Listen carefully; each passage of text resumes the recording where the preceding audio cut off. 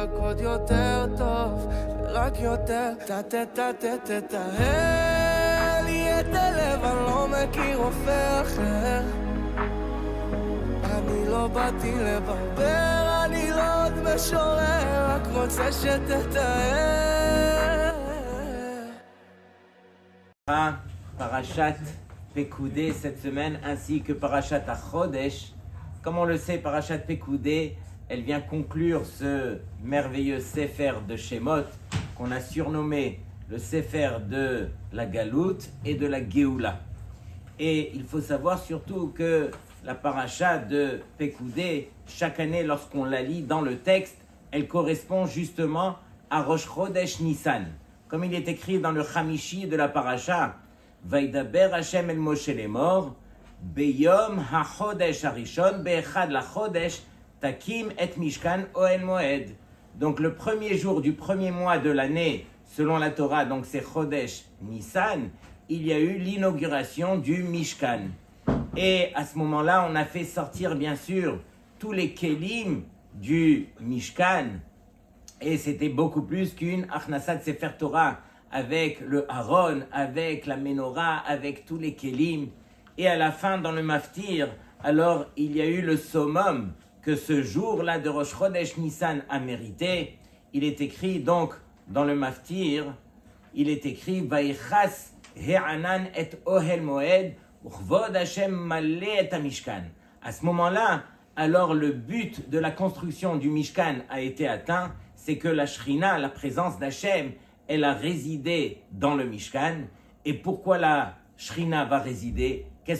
En quoi ça nous touche à nous? C'est qu'on aura quelque part un lien direct avec Hachem, avec sa Shrina, avec sa présence, mais de manière continue, de manière keva, et non plus araï, et non plus de manière accidentelle, de temps en temps, etc. C'est-à-dire que Hachem va résider parmi nous. Une fois que la Shrina réside parmi nous, toutes les brachot, alors, elles sont incluses à l'intérieur. Et donc, Rabotai, on le sait et on le répète, on a vu près de 5 parashiot dans la Torah, depuis Parashat Teruma jusqu'à Pekoudé, qui traitent justement de Melechet HaMishkan. Plus de 400 psukim où la Torah, elle se rallonge et surtout elle se répète, chose que la Torah n'a pas l'habitude de faire. Et donc, comment se fait-il que la Torah s'est attardée autant sur Melechet HaMishkan? Parmi les réponses, celle qu'on a besoin pour ce soir, c'est justement pour nous permettre de réaliser combien c'est important de fournir les efforts et de faire tout ce qu'il faut, de mettre toutes les conditions pour permettre à la Shrina de résider. Chacun d'entre nous, on a ce Mishkan qui est chez nous à la maison, en attendant que Be'ezrat Hashem, que la Shrina, elle méritera de retrouver son Beth Amikdash. Mais je pose la question sur les 400 psukim par rapport au Melech à Mishkan, que justement, c'est un ordre qui ne reviendra plus jusqu'à la fin des temps. Ce Mishkan n'a été conçu que pour cette époque, lorsqu'il se trouvait dans le désert. Mais après, il n'y aura plus cette histoire de Mishkan. Et donc, 400 psukim, autant de place dans la Torah, justement, pour nous faire réaliser que lorsque on va construire notre maison, en attendant encore une fois le Beth Amikdash, alors qu'on sache que Akadosh Baruch Hu, pour résider dans une maison, il a besoin bien sûr de shalom, il a besoin de bonnes midot, il a besoin de combien et combien d'ingrédients pour pouvoir résider, et pas juste résider comme on l'a dit de manière araï, de manière accidentelle, mais de manière keva, pour qu'il puisse rester parmi nous. Et bien sûr, on va annoncer le Rosh Chodesh Nissan grâce à cette belle paracha de HaChodesh. Regardez bien, ne serait-ce que les paroles du Shla Kadosh sur le Rosh Chodesh Nissan. Il revient sur le verset de la Torah qui dit « HaChodesh hazeh lachem Rosh Chodashim ». Donc ce mois de Chodesh Nissan, c'est le premier mois de tous les mois de l'année. Et c'est marqué « Rishon hu lachem lechodshei hashana ». Donc c'est le premier mois parmi tous les mois de l'année. Le Shla Kadosh, il revient sur ce verset, il dit « Shekol ha-chodesh kulo chashuv kerosh chodesh ». Que ce mois-là, il est tellement important, il est tellement élevé au niveau spirituel que chaque jour de ce mois de Nissan, il a cette dimension de Rosh Chodesh, où on sait qu'à Rosh Chodesh, l'homme, il a cette possibilité de se renouveler, De même, tous les jours du mois de Nissan, on aura cette possibilité. Ukvar noda ma'alad Rosh Chodesh et aussi mantov l'école à Chodesh. Et on sait que le Rosh Chodesh, c'est un bon siman pour tout le mois à venir. Imaginez ce mois où tous les jours est un bon siman. Et il est écrit justement où les hors d'ivrei Ashla et des paroles du Shla Kadosh, on en déduit d'al kochach masheosif akatuv, du fait que le verset il a rajouté les mots Rishon hu lachem lechodshei hashana, c'est le premier des mois de l'année. Hainu, c'est-à-dire shemimenu yonkim shefa shel kedusha veitalut lekol chodshei hashana. C'est que de ce mois-là, alors on pourra puiser justement tout le flux de kedusha et de bracha pour tous les mois de l'année. Tous les mois de l'année vont puiser leur kedusha justement de la grandeur de ce jour du mois de Nissan, et sans oublier bien sûr les paroles du Harizal qui dit ainsi Dibishnem asar ayamim arishonim shel chodesh Nissan, que par rapport aux 12 premiers jours du mois de Nissan, alors les Nessim, comme on le sait, les chefs de chacune des tribus, offraient leur korban pour Hanoukat HaMishkan. Lorsqu'on a fait l'inauguration du Mishkan, chaque jour, les Nessim devaient offrir leur korbanot. C'est ce qu'on va lire pendant les 12 premiers mois du mois de Nissan. Natnu koach leamshir et ashrat ashrina lishnem asach chodshei hashana. Et par cela, ils ont donné la force, ils ont permis à tous les mois de l'année, justement, à garder la ashra de la shrina, c'est-à-dire la présence d'Hachem. Et c'est ce qui est ramené ici. On sait que ce mois de Nissan, c'est Chodesh Ha'aviv, c'est le mois du printemps. Enfin, les beaux jours qui nous attendent. Mais si on fait attention, le mot Aviv, on le sépare en deux. Ça va faire Av, Yudbet. D'un côté, c'est le premier, Av, c'est le père de tous les mois de l'année, de Yudbet Chodashim, des 12 mois de l'année. Et donc, Rabotai, il faut être au rendez-vous pour mériter de profiter justement de ces moments uniques, ces moments grandioses. Mais je vais revenir sur quelque chose qui aurait dû nous interpeller au travers de ces 5 parachiotes qui traitent du Mishkan.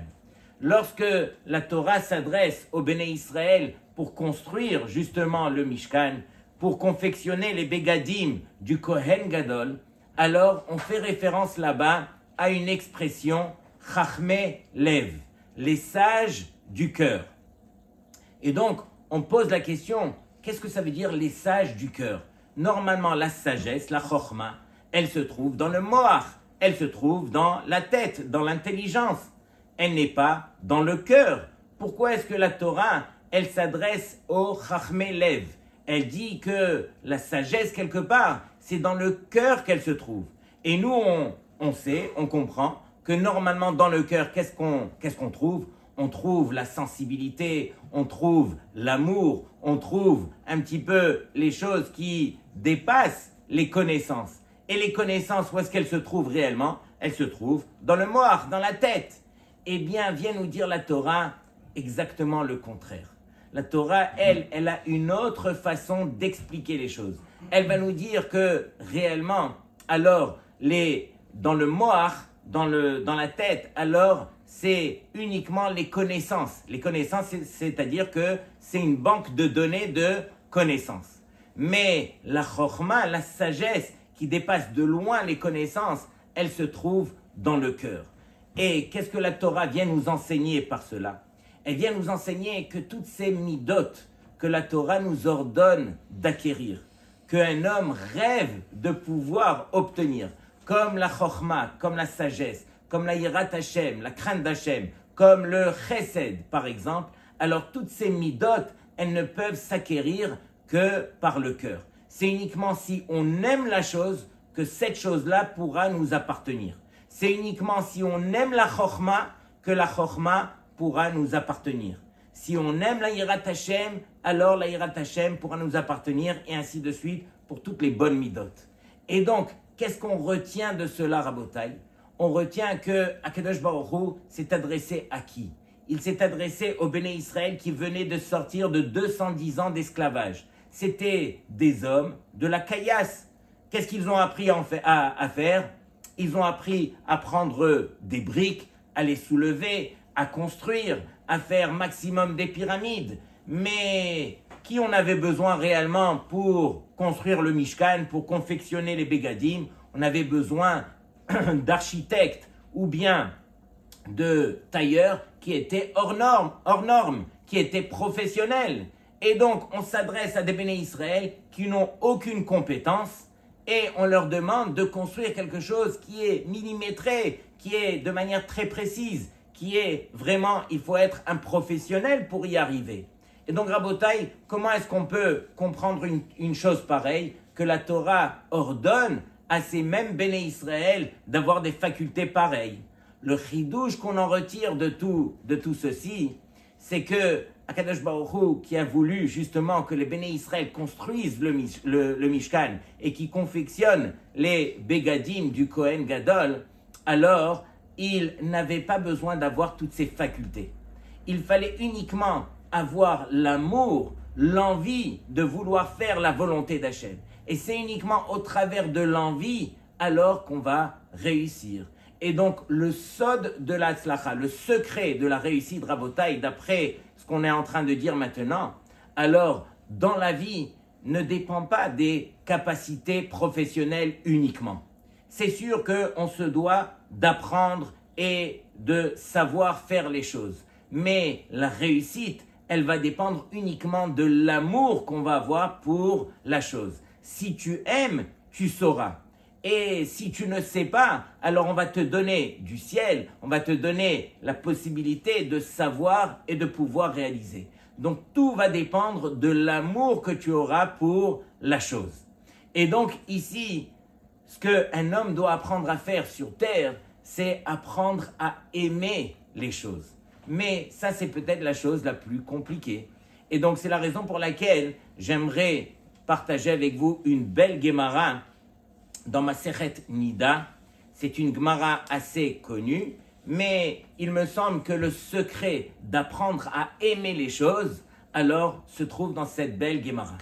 Tanu Rabbanan. La Gemara nous dit qu'il y avait 12 choses que les gens de Alexandrie, ils sont venus poser comme question à un des génies de la génération qui s'appelait Rabbi Yoshua ben Hanania. Et donc, ils sont venus avec de vraies questions. Parmi les questions, ils lui ont demandé, ils lui ont dit comme ça, Maya'ase Adam veyerkam.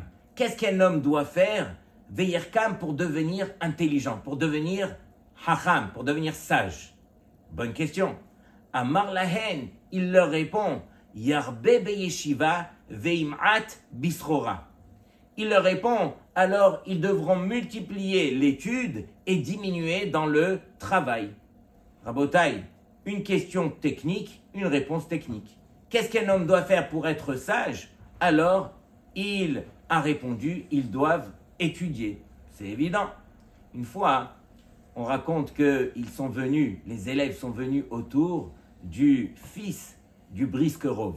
Le Briskerov, c'était le grand de la génération, un génie parmi les génies, et ils sont venus voir leur fils, son fils, pour lui demander, mais Kvodarav, comment est-ce que votre père, alors il a atteint un niveau pareil de sagesse? Alors il leur dit, rapprochez-vous, rapprochez-vous, je vais vous dévoiler le secret. Tout le monde se rapproche, et là il leur dit, Biglal Shehu Lamad, parce qu'il a étudié. Et donc c'est évident, il est devenu Hacham parce qu'il a étudié ici aussi. Qu'est-ce qu'on a demandé à Rabbi Yoshua ben Hanania? Qu'est-ce qu'on fait pour devenir Hacham? Il faut étudier. Ils ne se sont pas arrêtés là. Ils lui ont dit avec Vodarav, nous, on est sur le terrain. Yarbe beyeshiva veim'ad bisrora, comme ça vous nous avez répondu, mais nous on a vu qu'il y en a plein qui ont fait ainsi, il y en a plein qui ont étudié et qui ne sont pas devenus pour autant des grands Talmidei Chachamim. Et donc, qu'est-ce qu'on peut faire? Et donc là, Rabbi Yoshua ben Hanania dévoile le secret, c'est la vraie réponse. Et là, Yevakshu Rahamim Mimisha Chochma Shelo. Alors qu'il demande, qu'il prie Rahamim, qu'il demande à Hachem, parce que c'est à Hachem que la sagesse, elle appartient. Si vous demandez à Hachem, si vous priez à Hachem pour la sagesse, alors la sagesse va vous appartenir. Et donc la Gemara, elle dit, mais je comprends pas. Au début, ils ont demandé qu'est-ce qu'un homme doit faire pour être sage. Et Rabbi Yoshua ben Hanania, il a répondu, ils doivent étudier. Mais en fin de compte, il y en a plein qui ont étudié et qui n'ont pas réussi. Et là, il leur donne la vraie réponse, ils doivent prier à celui à qui appartient la sagesse. Donne-moi directement la bonne réponse. Sur cela, la Gemara de répondre que ha beloha losagia, que un sans l'autre ne pourra pas aller. C'est-à-dire qu'on a besoin des deux. On a besoin d'étudier sérieusement et on a besoin de prier. Mais Rabotaï, ce qu'on apprend de là, justement, comme on était en train d'expliquer, que qu'est-ce qu'un homme doit faire pour aimer la chose, alors il doit apprendre justement à prier pour cette chose-là. Rabotaï, si vous voulez savoir qu'est-ce que vous aimez, alors analysez en 2 mots ce que vous avez l'habitude de demander à Hachem au travers de votre filote. C'est ce que vous demandez à Hachem au travers de la tfila qui prouve que vous aimez cette chose-là. Et donc, Rabotaï, est-ce que ça vous arrive souvent de prier pour la sagesse? On ne va pas se fatiguer à demander la sagesse, on va plutôt demander la parnassa, on va demander la réussite, on va demander des choses pareilles. Mais Rabotaï, si Béhémet, on réalise que les plus grandes choses sont les choses qu'on demande à Hachem au travers de la tefila, alors on réalisera que ce qu'on demande à Hachem, c'est ce qu'on aime réellement. Et donc on doit s'habituer à demander des grandes choses. Ne pas demander des petites choses comme ça. Demander la sagesse. Imaginez, la Torah nous témoigne que celui qui a la sagesse, il a tout. Celui qui a l'argent n'a rien. Il a peut-être les poches remplies, mais il est vide de sens. Celui qui a besoin de réussir sa vie, c'est celui qui est rempli, justement, pas uniquement de connaissances, comme on a dit, c'est pas une banque de données qu'on essaye de construire. C'est justement de la sagesse, c'est-à-dire la parole d'Hachem qui va nous montrer comment est-ce qu'on doit apprendre à se comporter. On doit apprendre à agir. On raconte une fois qu'il y avait justement un père qui est venu pour trouver un shidour pour sa fille. Et il est rentré dans la plus grande yeshiva de l'époque, la yeshiva de Kelem. Et donc dans cette yeshiva, il y avait des bombes de Bachurim. Tout celui qui pouvait s'asseoir dans cette yeshiva, il connaissait au minimum tout le chasse. Et donc, le père arrive et il dit « Rosh Shiva, j'ai une fille, un diamant. Et je cherche une bague où je peux déposer ce diamant. » Et donc, le Rosh Shiva, il lui dit « Alors, j'ai un bon Bachur pour toi. » Il le fait rentrer au Beth Midrash et il lui dit « Tu vois ce Bachur là-bas, c'est le shakdan de la yeshiva. C'est celui qui ne perd pas une seconde. Il est à fond dans sa Gemara. C'est comme s'il pouvait prendre son marteau-piqueur et rentrer dans le magma de la Gemara et sortir de l'autre côté tellement qu'il est profond. » Et donc le père, il entend ça, il lui dit « Pour ma fille. » Il lui dit « Non, attends, je n'ai pas fini. » Il lui dit « Tu vois celui-là là-bas, c'est le Yereh Shamayim de la yeshiva.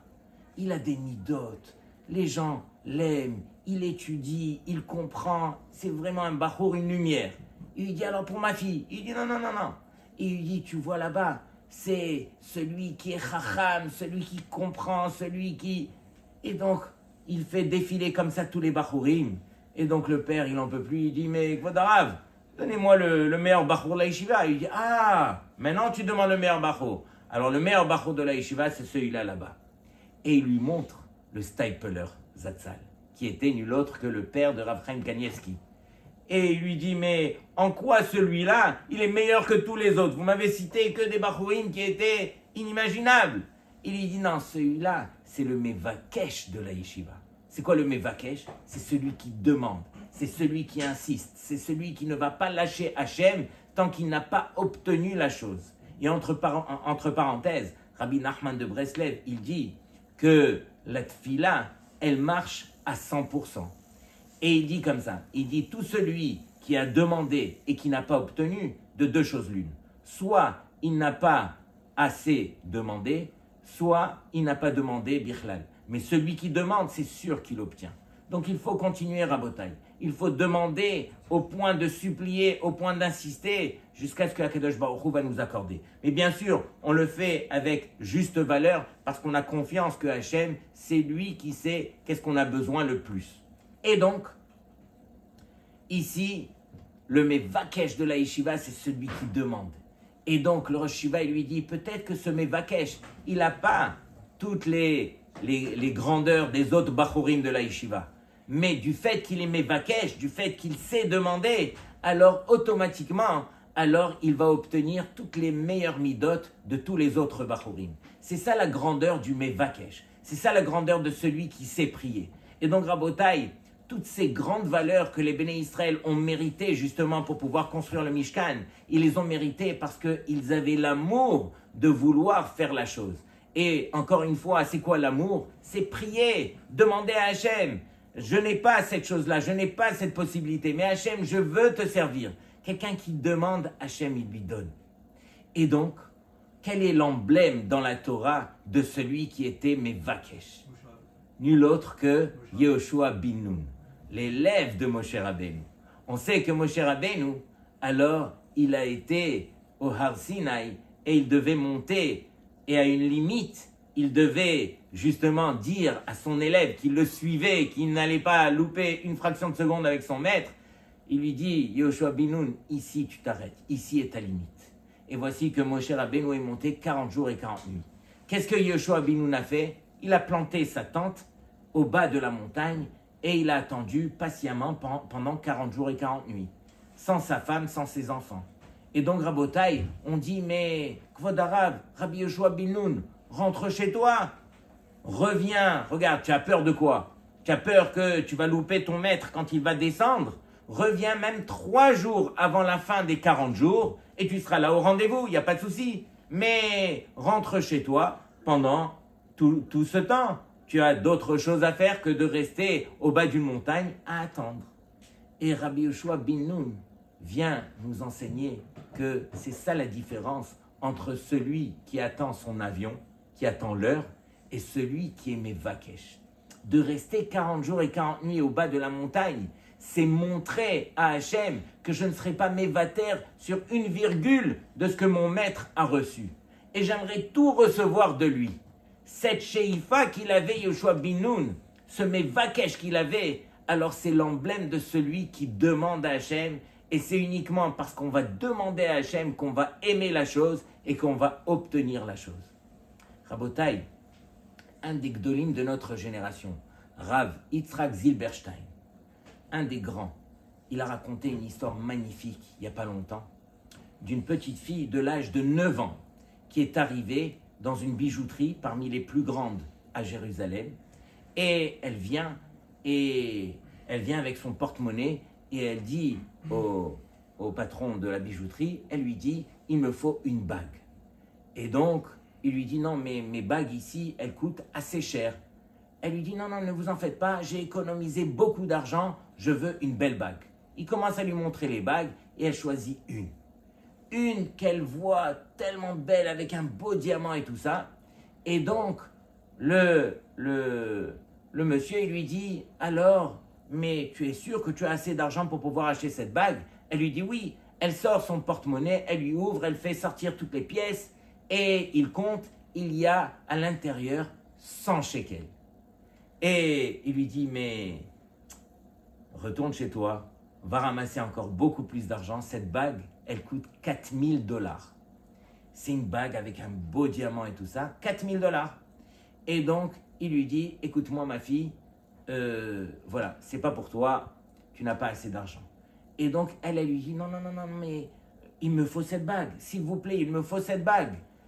Et il lui dit, non mais, je t'ai expliqué, tu n'as pas assez d'argent pour pouvoir acheter cette bague. Elle lui dit, non mais moi, aujourd'hui, c'est l'anniversaire de ma grande sœur qui fait ses 17 ans. Et il lui dit, et alors elle lui dit, mais écoutez, il faut que je vous raconte, il y a un peu plus d'1 an, alors notre mère est nifteret. Et tous les enfants, on est resté avec notre père, et c'est notre grande sœur, justement, qui va faire 17 ans aujourd'hui, qui s'est occupée de nous. Mais avec quel messirut nefesh, tous les jours nous faire à manger, faire les lessives, s'occuper de nous comme une mère. Et aujourd'hui, c'est son anniversaire. Je me dois de lui acheter une belle bague pour lui montrer combien je suis reconnaissante. Et donc, il réfléchit, le gérant du magasin, il réfléchit. Il a une larme qui lui coule. Il prend la bague, il la met dans une belle boîte. Il met un papier cadeau et il lui dit, ma fille, rentre chez toi avec la bague. Et donc, elle rentre chez elle et elle est heureuse comme tout. Et le soir, le papa avait fait un beau gâteau d'anniversaire pour la grande fille. Et une fois qu'ils ont mangé le gâteau d'anniversaire, alors la petite sœur de 9 ans, elle sort le cadeau, elle lui dit, voici le beau cadeau pour toi. Elle ouvre bien sûr la bague et elle voit une bague avec un vrai diamant. Elle lui dit, mais d'où tu as acheté ça? Comment tu as eu? Et donc elle lui dit, voilà, j'ai été dans telle et telle bijouterie. Le lendemain, la grande sœur avait compris et donc elle reprend la bague, elle court justement chez le bijoutier pour lui rendre sa bague. Et donc le bijoutier, il comprend la scène et elle s'excuse pour ce que sa sœur avait fait. Et donc elle lui dit, écoutez, j'ai très bien compris, ma sœur n'avait que 100 shekels et donc elle ne peut pas acheter une bague pareille, je vous la rends et je m'excuse de tout ce qui s'est passé. Il lui dit, écoute-moi bien, cette bague c'est pour toi et tu vas la garder. Et je vais te dire pourquoi tu vas la garder. Imagine quelqu'un qui a besoin d'une transplantation de cœur l'oralen. Combien est-ce qu'il serait prêt à payer justement pour qu'on lui trouve un cœur? Et donc, elle lui dit, je ne sais pas.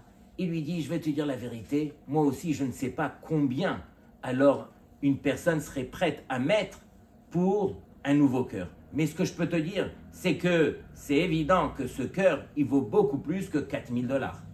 Sache que ta sœur, quand elle est venue au magasin hier, elle n'a pas acheté la bague avec son argent. Elle a acheté la bague avec son cœur.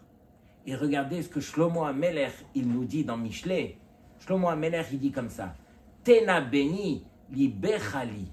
Akadosh Baruch Hu, il nous dit, mon fils, donne-moi ton cœur. Combien de fois, alors, Akadosh Baruch Hu, il nous dit, mon fils, je veux te donner la bague. Et sûrement que tu n'as pas l'argent pour pouvoir mériter de tel et tel mérite, telle et telle chose que j'aimerais t'accorder. Tena beni li becha. Donne-moi ton cœur. Sache que tu pourras tout obtenir d'Hachem grâce à ton cœur. Quelqu'un qui s'acharne dans sa tfila, quelqu'un qui donne son cœur à Hachem, combien Akadosh Baruch Hu est prêt à lui accorder.